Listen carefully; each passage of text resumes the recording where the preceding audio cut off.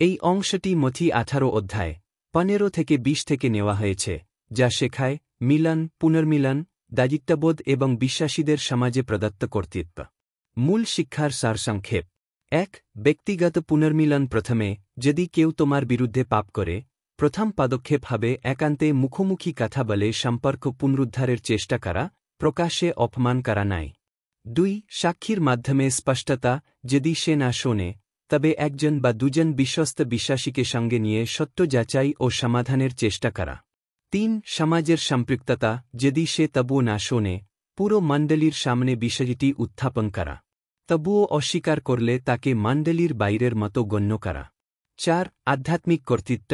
বাধা ও খোলা বলতে বোঝায় শাস্তি ও পুনঃস্থাপন বিষয়ে মণ্ডলীর আত্মার নেতৃত্বে নেওয়া সিদ্ধান্ত স্বর্গেও কার্যকর। 5. প্রার্থনায় ঐক্য। বিশ্বাসীরা একমত হয়ে প্রার্থনা করলে সেই প্রার্থনার বিশেষ শক্তি ও প্রতিশ্রুতি থাকে, কারণ ঈশ্বরের উপস্থিতি তাদের সঙ্গে থাকে। 6. খ্রিস্টের উপস্থিতি। যিশুর নামে অল্প কয়েকজন বিশ্বাসীও যখন একত্রিত হয়, তখনও তার উপস্থিতি ও কর্তৃত্ব তাদের মধ্যে থাকে।